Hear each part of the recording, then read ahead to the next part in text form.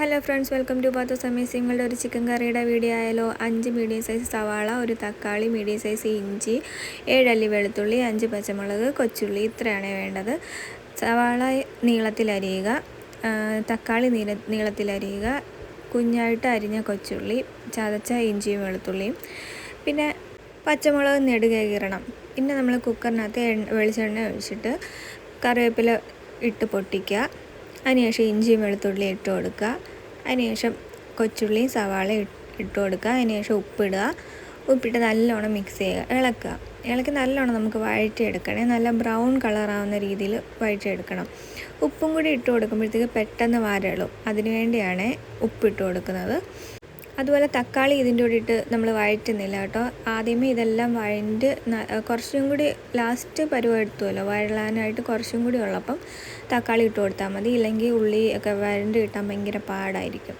തക്കാളിക്ക് പുളി ഉള്ളതുകൊണ്ട് അതുകൊണ്ട് ഈ രീതിയിൽ വഴണ്ട് കിട്ടും. ഈ ഒരു സമയത്ത് നമ്മൾ തക്കാളി ഇട്ട് കൊടുക്കാവുള്ളൂ.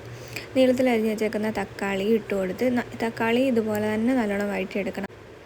അപ്പോൾ ഈ ഒരു പരുവായതേ ഉള്ളൂ നമ്മുടെ സവാളയും കൊച്ചുള്ളിയൊക്കെ. ഇനിയും വഴലാനുണ്ട്. അതിനുശേഷം നല്ലോണം വഴണ്ടി കഴിയുമ്പോഴത്തേക്ക് നമ്മുടെ കഴുകി നല്ലതായിട്ട് വൃത്തിയാക്കി വെച്ചേക്കുന്ന ചിക്കൻ പീസ് ഇട്ട് കൊടുക്കാം. നമ്മൾ മസാലയൊക്കെ ഇടുന്നതിന് മുമ്പാണ് ചിക്കൻ പീസ് ഇടുന്നത്. അതാണ്ട് ഇതുപോലെ നല്ലോണം വഴണ്ടി വന്നിട്ടുണ്ട് നമ്മുടെ ഉള്ളിയെല്ലാം. അതിനുശേഷം നമ്മൾ കഴുകി വെച്ചേക്കുന്ന ചിക്കൻ കുറച്ചായിട്ട് ഇട്ട് കൊടുക്കുക. എന്നിട്ട് ഈ ചിക്കനകത്ത് വെള്ളം ഇറങ്ങി ചെറുതായിട്ട് നമ്മുടെ ഈ ചിക്കൻ കുക്കാവണം. ഈ വെള്ളത്തിൽ കിടന്നിട്ട് ഈ ചിക്കനകത്ത് വെള്ളമുണ്ട്, അത് ഇറങ്ങി അതിനകത്ത് ഇച്ചിരി കുക്കാണ്. അപ്പോൾ ഈ സവാളയുടെയും തക്കാളിയുടെയും പച്ചമുളകിൻ്റെയൊക്കെ ഫ്ലേവർ ഇതിനകത്ത് നല്ലോണം പിടിക്കും. മറ്റേ മസാല ഇടുന്നതിന് മുമ്പ് ഇങ്ങനെ ചെയ്യുവാണെങ്കിൽ കുറച്ചും കൂടി ടേസ്റ്റ് കിട്ടും. അപ്പോൾ പെട്ടെന്ന് വെക്കാൻ പറ്റുന്ന ചിക്കൻ കറിയാണ്. കുക്കറിനകത്തും കൂടി ആയതുകൊണ്ട് ഒരു 4 വിസിലടിക്കുമ്പോഴത്തേക്ക് നമുക്ക് ചിക്കൻ കറി റെഡിയായി കിട്ടുമേ. എൻ്റെ ചാനൽ എല്ലാവരും സബ്സ്ക്രൈബ് ചെയ്യാൻ മറക്കല്ലേ. ചാനൽ സബ്സ്ക്രൈബ് ചെയ്യണം, ലൈക്ക് ചെയ്യണം, ഷെയർ ചെയ്യണം, സപ്പോർട്ട് ചെയ്യണം. അപ്പോൾ നമ്മളിത് നല്ലോണം മിക്സാക്കി ഈ ചിക്കൻ്റെ വെള്ളം ഇറങ്ങുന്നിടം വരെ ഹൈ ഫ്ലെയിമിൽ വെച്ചോ. ഹൈ ഫ്ലെയിമിൽ വെക്കുമ്പം ചിക്കൻ്റെ വെള്ളം ഇറങ്ങും നല്ലോണം. കുറച്ച് നേരം ഹൈ ഫ്ലെയിമിൽ വെച്ചിട്ട് പിന്നെ നമ്മൾ ലോ ഫ്ലെയിമിൽ വെക്കണം. അപ്പോൾ ദാണ്ട് ഇതുപോലെ നല്ലോണം അടച്ച് വെക്കണം. അടച്ച് വെക്കുമ്പോഴത്തേക്ക് ദാണ്ട് ഇതുപോലെ വെള്ളം ഇറങ്ങി ചിക്കൻ കുറച്ച് കുക്കാകുമ്പോഴത്തേക്ക് 3 ടേബിൾ സ്പൂൺ മുളക് പൊടി ഇടണേ. 3 ടേബിൾ സ്പൂൺ മുളക് പൊടി, ഒരു 2 ടീസ്പൂൺ പെരിഞ്ജീരകപ്പൊടി എന്ന് വെച്ചാൽ വലിയ ജീരകത്തിൻ്റെ പൊടി, 1.5 ടേബിൾ സ്പൂൺ മല്ലിപ്പൊടി. ഇത്രയും ഇട്ടിട്ട് നമ്മൾ പിന്നെ ചിക്കൻ മസാലയാണ് ചേർക്കുന്നത്. നമ്മുടെ വീട്ടിലുള്ള പൊടികൾ ഇത്രയും ചേർക്കുന്നുള്ളൂ. പിന്നെ കുരുമുളക് പൊടി ഇടും. അത് കഴിഞ്ഞിട്ട് നമ്മൾ ചിക്കൻ മസാല ചേർക്കുന്നുണ്ട്. ചിക്കൻ മസാല കുറച്ച് കൂടുതലിട്ടോ. ഞാനിങ്ങനെയാണ് ചിക്കൻ കറി പെട്ടെന്ന് വെക്കുന്നത്.